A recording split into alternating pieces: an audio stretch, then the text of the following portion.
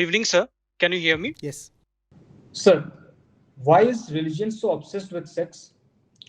In the sense that the normal kind of religious people who are socially respectable, all that they have in their mind regarding religion contains a lot of sexual connotations. So, for example, they'll keep saying that abstain from the other gender and practice celibacy. Instead of talking about core scriptures, I find them talking of women. Don't do this to women. Don't look at women. Don't talk to women. Don't have relationship with women.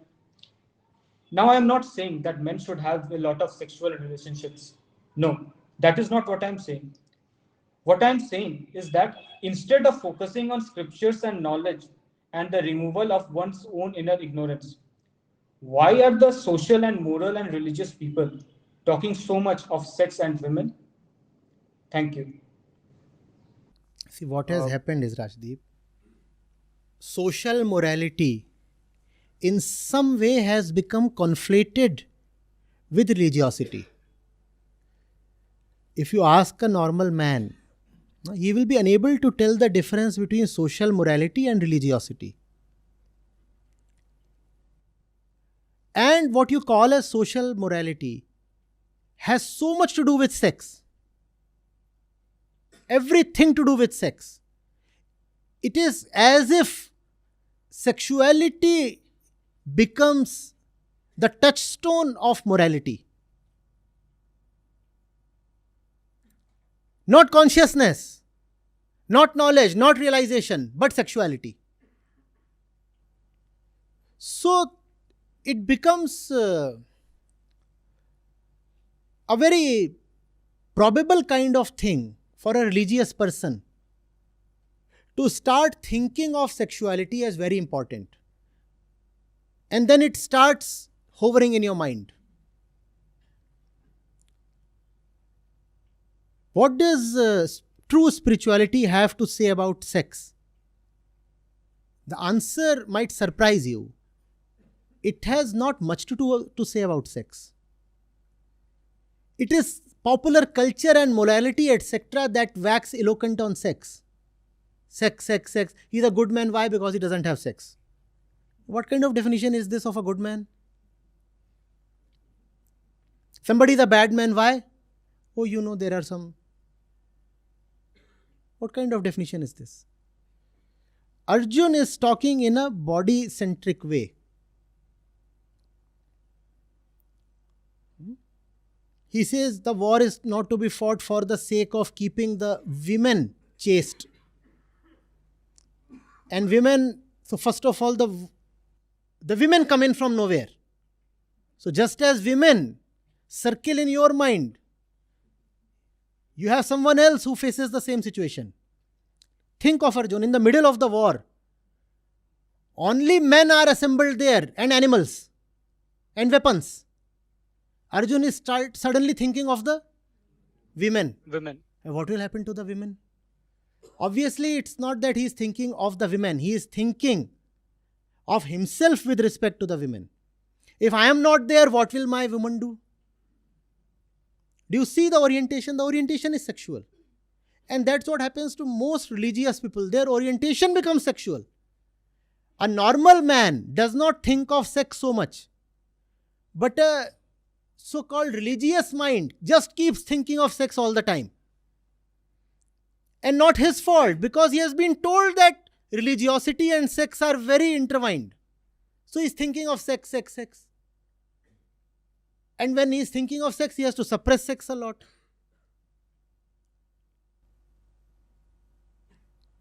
Take lesson from this. Sex has to become something small, something not very important, not a great monster that you are fighting all the time. Just as you do not remember what you took for breakfast yesterday, sex is something you should not even remember. If it is instead present in the mind all the time, what to do?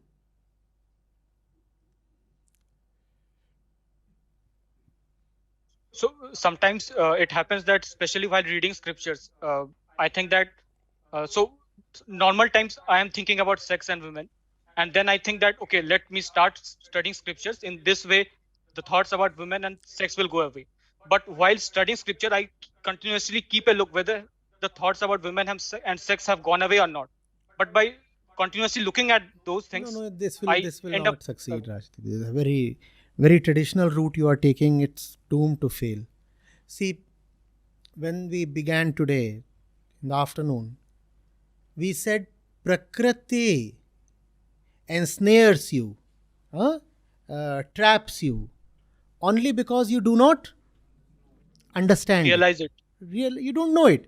What you do not understand, huh, you fall for. In some way, the ununderstood will torment you. It will remain a bit of a knot, unresolved. Because you are body identified, therefore you remain distant from women, right? As a man, you have to be separated from women. That's an identity you have accorded yourself. I am a man. That Yes. puts you at a distance from women.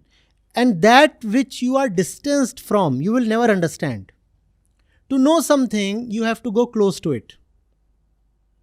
But what does sex mean or a sexual orientation mean? It means you will be most of the times away from the object of your desire. And even if you go close to it, you will go close only with the purpose of exploitation and consumption. You will never go close with a view to understand. So common morality means that men will never understand women and women will never understand men, because common morality keeps men away from women and women away from men, right? Yes. In common morality, if you find men and women mingling too much, you say, oh, loose character, cheap fellow. All the time he's hanging around with women. Are you getting this? The problem, do you understand? If you are so separated from women, how will you ever understand women? And we said that in Prakriti, which you do not understand, you will never be liberated from. Once I had said that you are attracted to so many women because you have never understood even one woman. If you can understand even one woman, you will be liberated from all women. The ununderstood remains unresolved. The further you keep yourself from something, the more that thing remains an attractive enigma to you. Have you not heard men saying this way? Oh, nobody can understand the mind of a woman. How can you ever understand her? You never really went close to her. Whenever you went close, your only purpose was sex. Otherwise, you never tried to enter her mind, because you never tried to enter your own mind either. You understand neither yourself nor the woman. So you feel a very animalistic compulsion towards her and nothing more. Just as you want to know of everything in the universe, you must also know woman. And women must also know men. And that cannot happen if your mediocre kind of morality keeps you at a distance from the other gender. If you cannot sit across the table and talk to the other as a person, as a being of consciousness, how will you ever understand the other person? But our sex-laden society amplifies the sexual component in the personality so much that when someone from the other gender comes to you, all you see is a huge genital. You do not realize that sex is only a small part of the entire personality. Why can't you talk politics? Why can't you talk sociology? Why can't you talk economics or science or spirituality or sports or whatever? We live in a distorted culture. It does not allow us to remain at ease with the other gender. Sahaj. That's a word that you do not have when it comes to women. Neither do women have it when it comes to men. I Don't mean, you how will I experience a stop? certain unease? Recently, there was this news item, a very tragic one. But look at this. One fellow was to write his board exams, and he was sent to an examination center where there were 500 girls. And he got a heart attack and actually died. That kind of unease. Think of it. He was thinking of women all the time. And so when he found so many of them around himself, he just couldn't take it. It's tragic, obviously, but look at the lesson.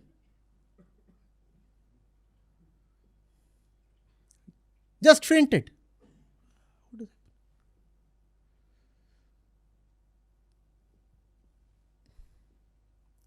Yes. there is a coincidence. I mean, you won't believe regarding this only. So one of my friend actually sent that news to me and said that, look, this is your younger self.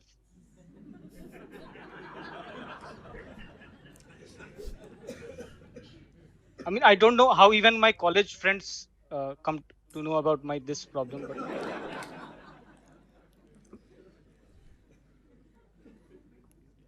I mean, that day I started thinking that, have I even progressed an inch in spirituality? I mean, that day that was a serious day for me when I received that message. My teacher, he told me, Sadho Sahaj Samadhi Bhali. No pretense, no convoluted methods, no mumbo jumbo, just being the essential self is sufficient. Sahaj. Huh? Not excited, not distracted, not attracted, not repulsed. A person has come in front of me. I acknowledge the person is from another gender. That's all. I acknowledge. And I can talk now. That's fine. Half the population is women. How can you avoid them or remain in confusion about them? At some point in your time, you will enter a relationship. What will become the quality of your life if you do not understand women? The relationship will eat you up. And unfortunately, the other person also. Have easy relationships with both the genders. Do not make sex such a big thing. If sex comes as an output of an easy relationship, it is okay. If it does not come your entire life, that too is okay. It is not a big thing. You know what the big is. The ease is the big thing. The sahajata is the big thing. If it just happens, happens. If it doesn't happen, don't force it.